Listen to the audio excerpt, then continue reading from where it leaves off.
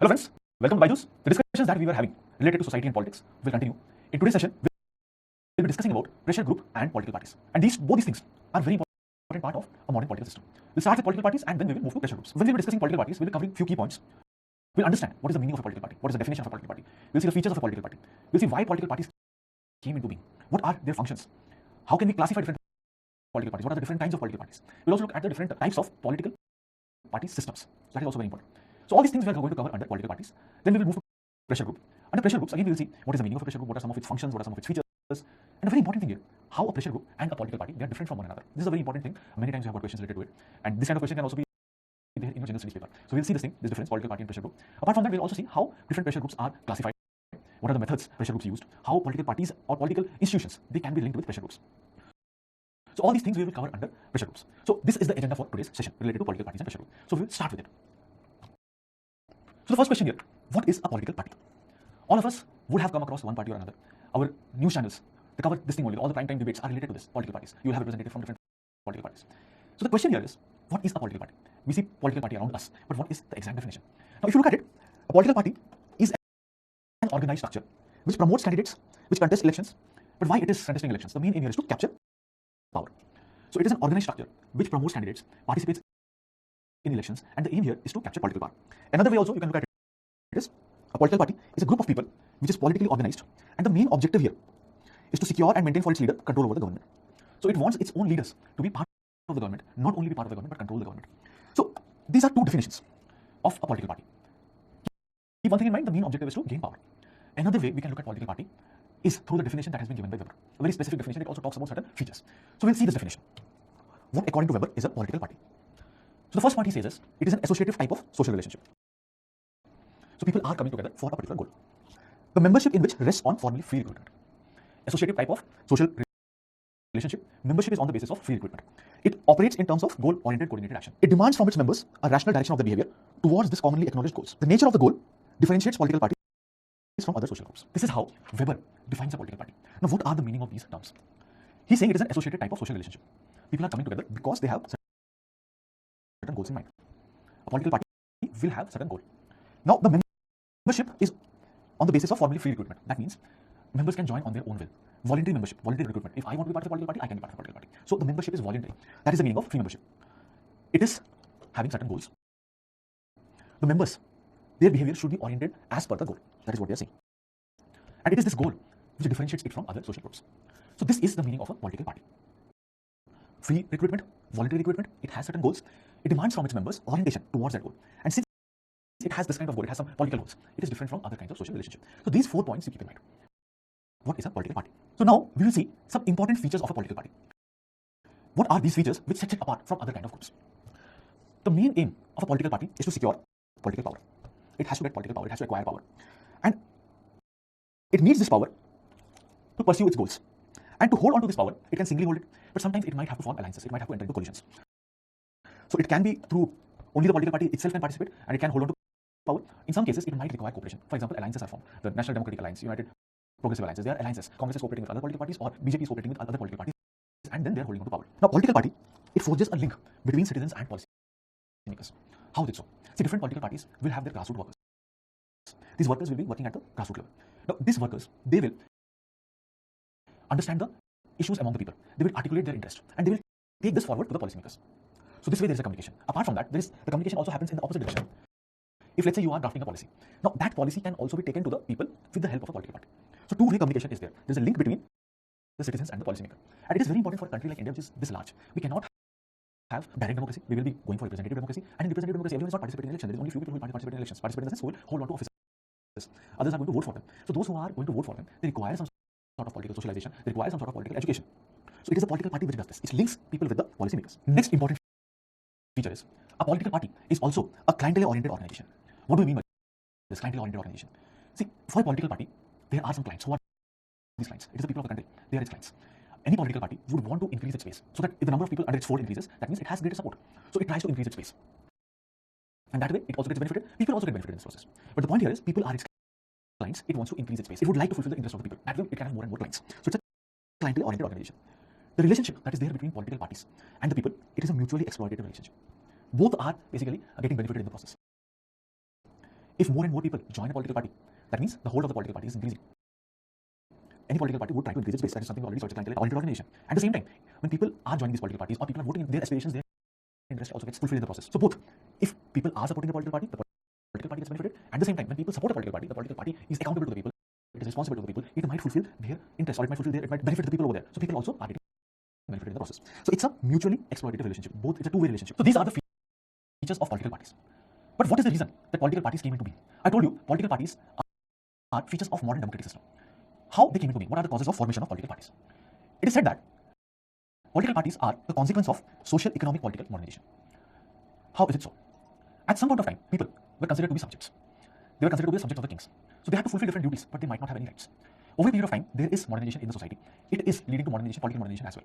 Now people are no longer considered as subjects. They are being considered as citizens. As citizens, they have some rights, they have some duties. One of the rights is to decide who is going to wield power, who is going to hold on to power. So now, people will be deciding who is going to hold the political offices. The political elites now have to mobilize people. Because people are deciding who is going to hold offices and this thing is going to change or this thing is going to be reviewed periodically. It can change periodically. Now the political parties have to mobilize people or they have to mobilize people's support in their favor. How will they do it? They have to create certain organizations which can link them with the masses so that they can mobilize these people. And these organizations that are coming up, these are political parties. So it is through political parties that the elite, the political elite can get linked with people at the grassroots level. So formation of political party was a consequence of social, economic and political modernization. Another thing here, another reason how political parties are evolving, it is also the result of industrialization. How? Industrialization is leading to increase in division of labor. The society is getting divided around. There is a lot of social differentiation. So now in society there are different groups of people, they're doing different kind of activities. High level of social differentiation. Now, because of this differentiation in society, what is happening is different groups are forming and these different groups will have different interests. Now, different groups will try to protect their own interests. They will try to promote their own interest. It is leading to different kind of cleavages in the society. The society is divided along different lines now. So along those lines also, there can be formation of different kind of groups. One of these kind of groups can be political parties. So increase in division of labor can also lead to formation of different kind of political parties. One example that I can give you here, in context of India, how different interests are coming up. It is leading to emergence of different kind of political parties. See, in India, till 1950s or late 1940s, the major interest, the larger interest that was there was that we need to gain independence, we need to drive out the Britishers out of India. That was the main interest here. And we had one prominent political party at that point of time, that was the Indian National Congress. So that was the main interest here. And in fact, Indian National Congress had people from different ideologies. But one political party was there which used to harmonize their interests and used to harmonize, articulate their interests, and the main focus was to drive out the Britishers. But 1950s, 60s onwards, you observe that society is now getting differentiated gradually. Different groups are coming up which have different interests. So by the end of 60s, you see emergence of different groups along these different lines. In 50s, 60s, you observe it is primarily the Congress. It is dominating at the level of the center, at the level of the states. All the governments will have the dominance of Congress. But 60s onwards, you observe that there is evolution of regional parties now. And from that period onwards, it has increased. Now we have different parties, multiple parties at the level of the center, multiple parties at the level of the states as well. Trinamool Congress. So these are all regional parties. So these are all regional parties. At the level of at the center also, you are having multiple parties. So different. If the society is getting divided along different interest lines, it can also lead to formation of different political parties. So industrialization had played a role. In case of India, there can be other factors as well. Sometimes certain institutions, they also have a role to play. If let's say there is parliamentary institutions, it can lead to formation of political parties. How people will access parliament? It is through the formation of political parties. So sometimes institutions do play a role. In case of UK, in case of Britain, it was a parliament which played a very important role, and they have this two-party system now, very prominent more or less a two-party system now. So these are the reasons how political parties come into being. Now, one thing I told you that a society can be divided along different interest lines. So we will see what are these interest lines along which the society can be divided, and from that how different political parties can emerge. So how are the different cleavages developing in the society, which can lead to formation of different political parties. Now, this thing has been extensively studied by some scholars, some thinkers. Lipset and Gane, they have studied it extensively, and they have identified these lines. So we look at these lines. One line can be whether religion should have independent existence or whether it should be subordinated to the state. So what should be the role of religion in the state? On that basis, you can form different groups, and on that basis, you can have different political parties. Whether the interest of the landed class, the feudal class, feudal elements, that needs to be protected, or whether the interest of the commercial bourgeois, that needs to be protected, merchants, these kind of people. And from that, automatically, you can derive one more cleavage. That means whether you want to support the ancient regime, if you're supporting the landed class, or you are supporting the commercial bourgeois. That will lead to a liberal, you're supporting changes in society, you're supporting the liberal interests. Now, in a capitalist society, again, there can be another cleavage, whether you're supporting the capitalists or you're supporting the workers. On that basis, again, you can have different political parties. There is a support for agriculturalists or there is support for the industrialists. There can be some political parties which want to have their base throughout the country. These will be the central parties. There can be some political parties which want to focus on the interest of a specific region. So that will be regional parties. In India, you see many regional parties. Many parties are formed only on the basis of culture, on the basis of language. So those are regional parties. There can also be a cleavage along these lines, whether a political party is secular or whether a political party is affiliated to a particular religion. There can also be a divide between social democrats and communists. Both of them want equality, but social democrats, they want equality which can happen gradually. They are supporters of liberal democracy. Communists, they want equality. They're not focusing on democracy here. Fascists versus democrats. Fascists are anti-democratic in nature. Also, some political parties, they might be heavily focusing on growth, but there can be some political parties which will be more environmental friendly, eco-friendly parties. So they will try to balance growth with environmental sustainability. Now, in recent times, there are also cleavages along the lines of ethnicity. For example, along the basis of tribal factors. Okay, some tribal political parties might also emerge. In African countries, you will have multiple parties on the basis of these tribal identity, on the basis of caste identities. There can be different emergence of different political parties. In Afghanistan, on the lines of ethnicity, multiple kind of political party, multiple kind of groups have formed. Not necessarily every group has formed a political party, but they have cleavages on the basis of ethnicity. So these are some of the lines on which cleavages can develop. According to that, again, different groups can form, and these groups over a period of time can lead to formation of political parties. Not necessarily these are all the kind of cleavages. There can be some more cleavages as well. So this is the study of Lipset and Deming related to formation of cleavages. So till now, we have discussed what is a political party, what are some of the features of a political party, and how a political party comes into being. Now we'll see what are some functions of a political party. See, as I've already discussed, a political party is a clientele-based organization. It needs to increase its base. It needs to increase its client base. It needs to have as many clients as possible. How does it do that? It does it through interest articulation. It tries to articulate the interest of its clients. It basically understands what are the interests of its clients, and it tries to protect or promote its interest. But for that, first it has to decide what kind of group it is going to target. It might be very difficult for it to identify with all the sections of society. It will identify who are its clients, and then it will understand what are the problems they face, what are the things that needs to be sorted, and that will be articulated. That will be taken up, and accordingly some policies, public policies, it will try to draft, or it will at least tell them that this is what we are going to follow in case we are going to come to power. Now, one example I can give you is the example of Bahujan Samaj Party. Initially, it was formed as a political party which will take up the issues of the non-Vijas. But over a period of time, they're realizing that they were not able to get power. Then they are now identifying themselves as a political party which will take up the issues of the Dalits. They were not completely successful. Among Dalits also, there was a lot of social differentiation. So now what they're doing is, they're also aligning with some other upper class. For example, initially it is starting as a political party of non-Vijas. And later on it is saying that it is a political party of Dalits. Dalits had been traditionally denied their share in the society by the Brahmins. But when they are not able to access these political structures, they're also aligning with Brahmins. In fact, they had a slogan. They had one of those catchphrases that Brahmin Shankh bajayega, Hathi chalta jayega. Hathi is basically the political symbol of Bahujan Samaj Party. So they are also changing their basis, and accordingly, they are also changing their interests over a period of time. They try to articulate the interest of all these sections, which is changing over a period of time. So interest articulation is one of the basic functions of a political party. But it is not just interest articulation. They also try to aggregate the interest of its clients. See, their clients might have different interests. It can also happen. There can be different sections in the society, and they require the help of all these sections to come to power, or else they might not come to power. That is the reason they will form different alliances. The Mahabharata, etc., that forms in case of Indian polity. What is happening? Different sections will have different interests, but the political party, they will try to aggregate this interest. They will try to harmonize these interests. Even if there is some sort of antagonism, they will try to bridge that antagonism. They will come towards some consensus. They will mediate these differences. For example, previous government, the UPA government was there. Now, in UPA government also, there were different kind of political parties. You had Congress, you had communist parties, different points of time. So they will have different interests. But what they tried to do was they came up with a common minimum program. Even if they have differences, but there will be some areas in which all of them can have some similarity in opinion. So that was the common minimum program. So what we're trying to do is, you're basically trying to find a consensus. These are the areas where we have consensus, we'll work on that. In other areas, again, we will find out some other ways. So it was a mechanism by which you are trying to harmonize your interest. You are basically decreasing the antagonistic feelings. You are mediating the issues mediating between the different political parties. So this is again another function of a political party. Political parties are involved in two-way communication process. Very important. What is this two-way communication process? Now, political party and people, the masses, they communicate with each other, and this communication is both ways. One is the top-down approach, another is the bottom-up approach. Now, what is the bottom-up approach? These political parties, they understand what is the requirement of the people, what are the grievances of the people, and they take it to the policymakers. So this is the bottom-up approach, from the people at the base to the policymakers. At the same time, political parties, they inform people about the different policies, different schemes that has been drafted, different laws that is present for the benefit of the people. So that is a top-down approach. So there is a two-way communication process. Political parties also help in political recruitment.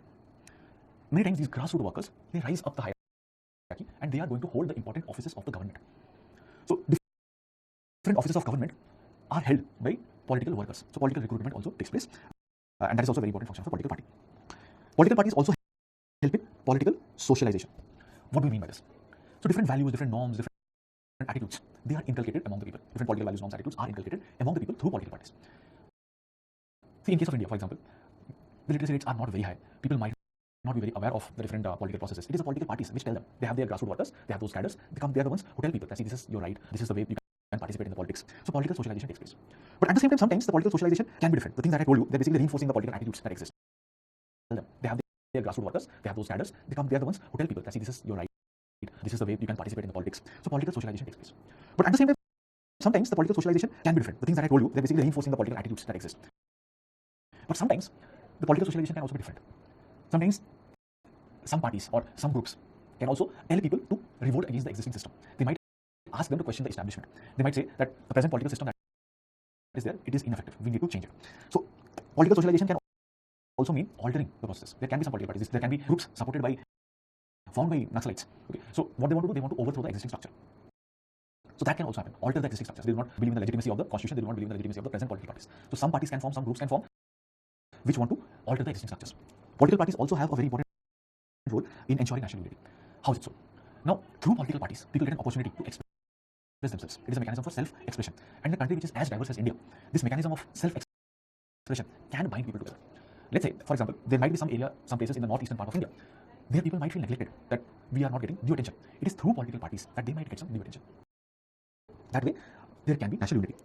Political parties also help in political mobilization. It ensures that people participate in the political process. It also canvasses people. It promotes people to participate in the regular voting process, election processes.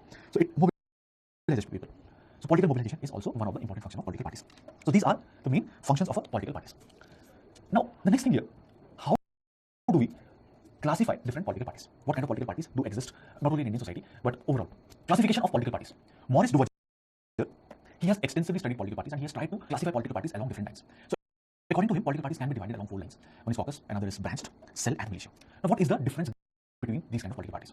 Now, in some political parties, they have a very small group of all powerful people, and this particular group is close-knit. Access to this group is restricted, but this group is extremely powerful. This group decides everything for the particular party. It decides who is going to contest election, it selects the candidates. In these kind of political parties, they do not have any well-defined hierarchy. In these parties, they do not have any grassroots cadres. The small group, which is the caucus, it gets activated during certain times. For example, when election is due, at that point of time, it will get activated. And then it will decide the candidates who are going to contest elections. It will ensure the funding, financing of elections. This particular group, since it gets activated at certain points of time, over entire year, you do not have any grassroots cadres. People are not working at the political parties, not working with the people. So only during elections it is getting activated. And since it is getting activated during elections, they are also called as election machines. And these kind of political parties, they do not have any ideological commitments. Now, one question you might have, what are the examples of these kind of political parties, or which countries they have? See, generally, those countries in which they have kind of stable democracy, whichever party comes into power, people are more or less enjoying the similar kind of benefits. People are largely satisfied with the politics. So that is the reason they're indifferent. In those countries, you have these caucus kind of political parties. That is the reason you do not have these grassroots level workers, because people are more or less satisfied. They're indifferent to political activities. It is said that the political parties in America, they are like this, caucus. Stable political system, you do not have major conflicts, people are indifferent, majorly they are satisfied. Now, another kind of political party is the branch political party. What are these branch political parties? These parties are properly organized. They will have a proper hierarchy. They will have grassroots levels. They will have workers at the grassroots levels. Hierarchy will start from the local level. They will have workers at the district level, state level, national level. And these kind of political parties are opposite of caucus. Caucus is active during election times, but these branch political parties, they're active throughout the year. And they always try to maximize their base, as large a base they can have. And these political parties, they also try to have internal democracy. Within their parties also, they will be having internal democracy. They're extremely integrated. Where do we find these kind of political parties? Countries like Europe, you will have these kind of parties. In India also, to some extent, BJP, Congress, Communist parties, they're all branch parties. They will have workers at the grassroots level, and these workers are active throughout the year. Not only during elections they're focusing. They will be active throughout the year. So, branch parties are this. Now, another kind of political party is the cell type of political parties. These political parties are focusing on a particular kind of political activity. These kind of political activity is generally revolutionary or terrorist in nature. The kind of activity they focus on, terrorism, revolution. So they have to work in a very secret manner. And many of the members here, they will be actually part of some other legitimate activity. They're part of this particular political party, but they are actually working in some other areas, some legitimate activities. Maybe in the morning, their day job is working as a teacher somewhere, but they will be part of this. They will be workers in these political parties, and they will have some other motives as well. Here, a very important function is the members. They have vertical ties. This kind of ties there. Horizontal ties will not be there. For example, the different perpetrators of the 9/11 attack, they were like this. So the people who participated, who were the pilots of the different planes which crashed into World Trade Center and other places in America, they did not know each other. Among them, there was no such horizontal ties. All the pilots were participating in this, but they will have someone who is basically helping them mobilize resources. So there were vertical ties.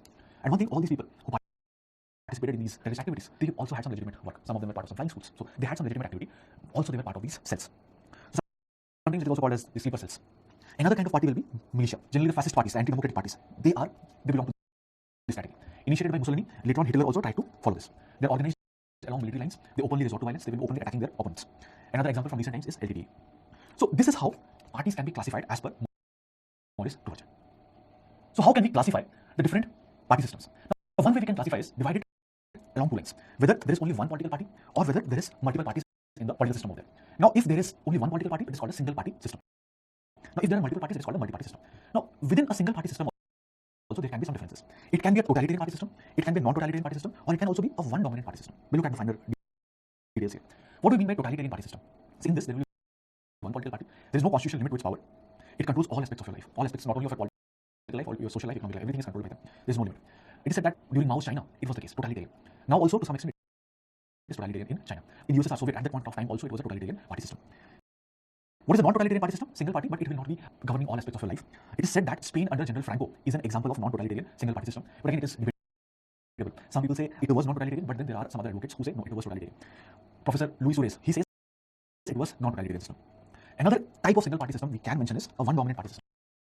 See, in case of India, when India was a new democracy, a new republic during the time of 1950s, 60s, at the point of time, one political party was dominant. Even if on papers we had other political parties, but it was the Congress which was dominating at the center, at the level of the states. So we can say that Congress till 1960s can be an example of this. Another way of classifying that I told you is multi-party system. And again here multi-party system can be of different types. It can be two-party system or it can be more than two number of political parties. Two-party system in Britain and in US you see this. In Britain, if you look at the two political parties, they have different ideologies, they take up different kind of issues. So it is a distinct two-party system. But in US, among the Republicans and the Democrats, there will not be a huge difference. So sometimes it is said that it is an indistinct two-party system. Not a lot of differences, like the amount of differences that exist between the political parties in Britain. More than two number of parties, yeah, it can be a stable party system or it can be a stable multi-party system. In Kerala, for example, what has happened? Multiple parties are there, but it is said that it is a stable multi-party system. So generally, different fronts are formed. UDF, LDF, two kind of fronts are formed, which has membership of different political parties, and it is more or less stable. But in Italy, it is unstable. Different kind of multiple parties are there, and it leads to formation of unstable governments. So this way, we can classify the different political party systems in different countries. Now, we will look at some perspectives given by different thinkers related to political parties. Robert Michels, in his work Political Parties 2011, he says it is only a few people, handful of people, who are influential. They are the ones who take all the decisions in the political parties. See, one thing we had already discussed before, that political parties, they are basically ensuring people's participation in the democratic process. It is helping in political education, it is helping in political socialization. But what Michels is saying is, at the end of the day, it is only a few people who rule. So the present system, that is the rule of few. That means, or he uses the term iron law of oligarchy. Oligarchy means only a few people are able to rule. And he gives reasons for this. Why only a few people are able to rule, are able to take the decisions? Because the masses that you see, they are not organized. And again, masses do not have the capacity to take decisions. For example, over a period of time, the decisions have become extremely specialized. Masses will not be having that kind of knowledge to take decisions. So only a few people who have the knowledge, they can take decisions. So decisions in parties are restricted to a handful of people. That is the meaning of iron law of oligarchy, which has been given by Robert Michels. Now, Lester Miliband, he talks about the different kind of political participation that we see. He says if you divide it, there will be four kinds of political participation. Not everyone participates in political activities, only certain kind of people will participate in political parties and political processes. He says there is one group of people who are politically apathetic. They are completely unaware of the political activities, and generally it is the case in autocracies. In autocracies, you cannot do anything. There is a ruler who decides everything for you, and your entire life, all aspects of the social life, economic life is decided by that ruler. So you cannot do anything. Even if you want to be politically aware, there is no cannot go beyond that. So people are generally unaware of the political activities in these kind of societies. So he's calling them politically apathetic. Then there are some people who are political spectators. They are the ones who take part in polling. They will also be part of general discussions. It is generally in those kind of societies in which there is stability, but there is not much of a choice. So these are the people. Now there are some people who are at the border. They are the transitional activists. They are the ones who attend political meetings. They are the ones who will try to raise funds for different political activities. They are politically active when things become bad. For example, you might have observed this thing happening in India during the period 2012-13, that period of time, before, at the time, this India against corruption movement. At the point of time, many people are becoming politically aware. They're thinking that the situation is not good, there's a lot of corruption, there's policy paralysis, all these things. So it led to the formation of India against corruption movement. So you would have observed many transitional activists at the point of time. Many people who might have been political spectators at some point of time became transitional activists. And then there are some people who are the gladiators who finally end up participating in elections. They are contesting elections. Example, after that, after this India against corruption movement, after this Jan Lokpal Bill movement, a formation of new party was there, the Aam Aadmi Party was there, and some people started contesting elections. So this way you can divide different kind of people on the basis of the degree of their political participation. Now, Dye and Ziegler, they are saying that this election processes that you see, these political processes, political party election process, all these entire mechanism, they are nothing but means to divert your attention. From what? From the actual issues which should have taken your attention. What they mean to say is, it is always the elite which is going to rule. Even if one political party loses election, another political party wins, comes to power, what happens here is one elite is replaced by another elite. Or it might so happen that there is some other elite which is controlling both the elite. Some business communities might be controlling them. So it is always elite rule. And elections, they keep on happening from time to time so that people remain engaged, people remain excited. And these are just like the circuses that used to happen in Roman circuses. They used to keep people engrossed. And people used to think that they're part of democratic processes, but not necessarily they're part of democratic processes, because it is only some people who are going to rule. So political parties, one thing we discussed in the beginning, one of the features of political party was it was ensuring national unity, it is ensuring political mobilization. It might not be the case. Always it is elites who are ruling, and it is all these things are nothing but false illusion. So these are some alternative perspective about political parties. But yes, one thing, political parties do have a role to play, especially in modern democracies. Modern democracies, Most of the modern democracies, they are representative democracy. They are not direct democracy. And in representative democracy, political parties do have a role to play. Everyone, the entire population of India, 1.2 billion people, they cannot go and vote for a particular bill in parliament. So you need to have a representative democracy, and their political parties do have a role to play. Also, we need to have certain organized groups for this larger population. This larger population cannot be governed by disparate groups. So there also political parties play a role. They provide a stable alternate to just individual leaders. Individual leaders can become autocratic. Political parties are providing a stable alternative here. And they are also providing an organizational framework to carry out different kinds of political activities. Okay. So they remain significant in modern democracies despite some of their shortcomings or some of their flaws. So this is about political parties. Understand what is a political party, what are the features of a political party, how political parties came into being, what are the functions that political parties have to play, what are the different kinds of political parties, what are the different kinds of party system, and what are some of the different perspectives, alternate perspectives, and also why they are significant and they will continue to remain significant in modern democracies.